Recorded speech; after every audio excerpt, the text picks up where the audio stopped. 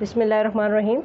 आज हम डिस्कस करने जा रहे हैं स्क्वायर रूट्स को कि अगर हमारे पास कोई वैल्यूज़ होंगी तो उसका हम स्क्वायर रूट कैसे फाइंड करेंगे। स्क्वायर रूट बेसिकली 3-4 मेथड्स से फाइंड किया जा सकता है, लेकिन जो 2 मेथड हम डिस्कस करेंगे उनमें फ़र्स्ट मेथड जो है that is the prime factorization method,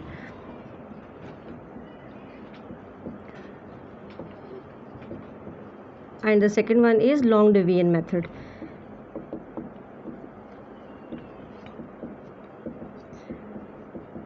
हमने एक क्वेश्चन लिखा है और हम इस एक ही क्वेश्चन को दोनों मेथड्स के साथ सॉल्व करेंगे। तो पहले हम करते हैं प्राइम फैक्टराइजेशन मेथड। अब आप देखें हमारे पास जो क्वेश्चन है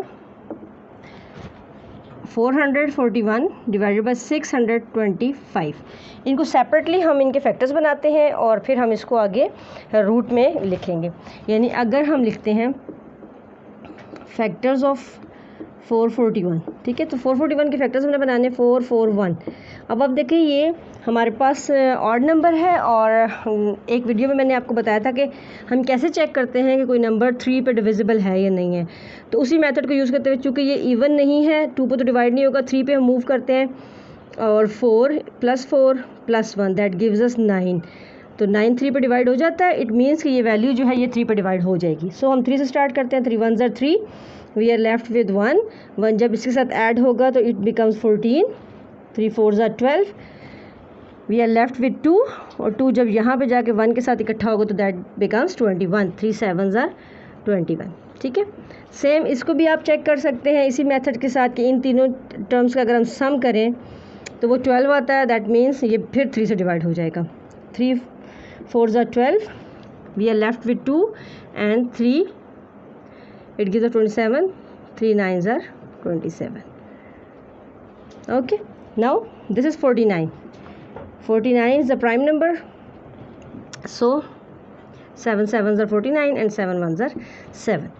तो हमें इसके फैक्टर्स क्या मिल गए? 3/3/7 and 7, ये हमें इसके फैक्टर्स मिल गए। और उसके बाद 625 के फैक्टर्स हम निकालते हैं। 625 सेम उसी मेथड के साथ हम चेक करेंगे, क्योंकि ये भी इवन नंबर नहीं है, 2 से डिवाइड नहीं होगा। तो हम इन तीनों का सम अगर करते हैं तो आप देखें कि ये 13 आता है, 3 से डिवाइड नहीं होगा। इट मीन्स हम डायरेक्टली 5 पे चले जाते हैं। 5 से डिवाइड करते हैं। 5 1 = 5, 12, 5 2 = 10, 5 5 = 25, 5 2 = 10, 5 5 = 25, 5 5 = 25 and 5 1 = 5. So it gives us 5 × 5 × 5 × 5. तो हम लिखेंगे 441 625। हमने इसका रूट निकालना है, square root. It gives us 441 के हमने जो फैक्टर्स निकाले that are 3 3 7 × 7 divided by 5 × 5 × 5 × 5 whole under the root. अब आप देखें फैक्टर्स के लिए जब हम स्क्वायर रूट फाइंड करते हैं तो हम इनके पेयर बना लेते हैं। ठीक है, जो पेयर्स बन जाएंगे उसको हम स्क्वायर की फॉर्म में लिख लेंगे। यदि 3 × 3 है, इट मीन्स कि 3 की पावर्स 2 है। 7 × 7, 7 की पावर्स भी 2 है।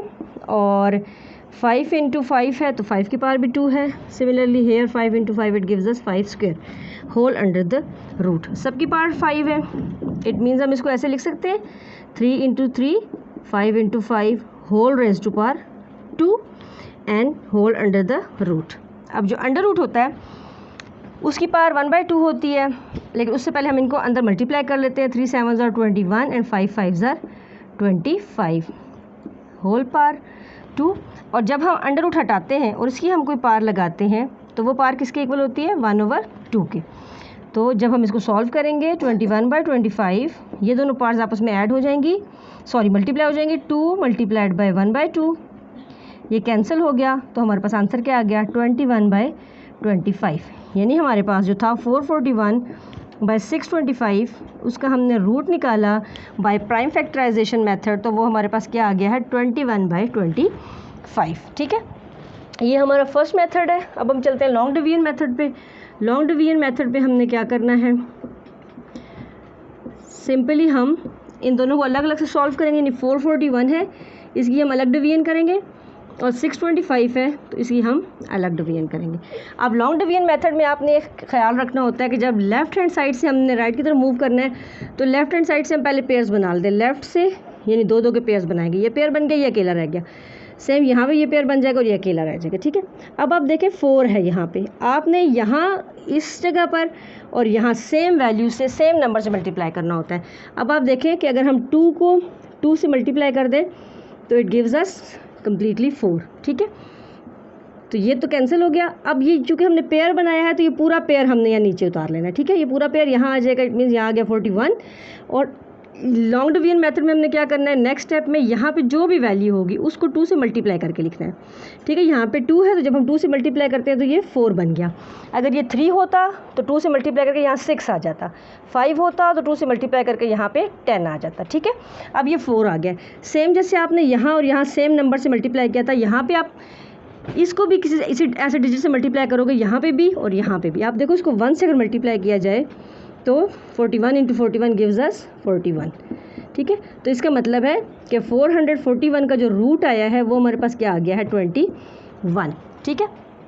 अब इस तरफ मूव करते हैं, यहाँ पे भी हम पहले इस साइड से पेयर बना चुके हैं, 6 अकेला है। अब देखें कोई भी टेबल कम्प्लीटली 6 को तो डिवाइड नहीं करते, जैसे 2 2 4 होता है तो 3 3 9 हो जाएगा। सो हम 2 से ही इसको स्टार्ट करेंगे, 2 2 4। तो यहाँ पे हमारे पास क्या बच गया है 2, हमारे पास यहाँ बाकी बच गया और फिर ये हमने पूरा पेयर 225 नीचे उतार लिया, ठीक है। अब आप देखो ये नंबर है, जैसे मैंने आपको प्रीवियसली बताया, इसको 2 से मल्टीप्लाई करके लिखना है। तो यहाँ पे क्या आ जाएगा आपके पास 4 आ जाएगा, ठीक है। अब आपने 4 को किसी नंबर से मल्टीप्लाई करना है, यहाँ पे भी वो नंबर लिखेंगे और यहाँ पर भी वही नंबर लिखेंगे। तो अगर आप 4 को 5 से मल्टीप्लाई कर दें, ठीक है, स्क्वायर रूट में हम यहाँ पर भी वही नंबर लिखते हैं और यहाँ पर भी। तो 5 5 × 25, दैट 5 यहाँ हम लिखेंगे, 2 हम कैरी ले जाएंगे, 5 4 = 20 और 20 + 2 कितना हो जाएगा 22। यही हमारी रिक्वायर्ड चीज़ है। सो हम इसको किससे मल्टीप्लाई कर रहे हैं 5 से। तो आंसर हमारे पास क्या आ जाएगा, ये पूरा कैंसिल आउट हो गया। और 625 का जब हमने रूट निकाला तो वो क्या आ गया है हमारे पास 25, ठीक है। अब अगर हम इसको दोबारा क्वेश्चन की फॉर्म में लिखें, 441 / 625, इसका भी रूट था और इसका भी रूट था, तो इट गिव्स अस 21/25, ठीक है। अब आप देखें दोनों मेथड के साथ आंसर हमारा सेम आया है। तो ये हमारे स्क्वायर रूट फाइंड करने के 2 बेसिक मेथड्स हैं जो हम कॉमनली बहुत ज़्यादा यूज़ करते हैं। आई होप आपको अंडरस्टैंडिंग में आसानी होगी। अगर आपको वीडियो पसंद आई हो तो उसको लाइक और शेयर ज़रूर करें, और अगर आपने मेरे चैनल को अभी तक सब्सक्राइब नहीं किया तो उसको सब्सक्राइब करें और बेल आइकन को ज़रूर दबाएं। Thank you.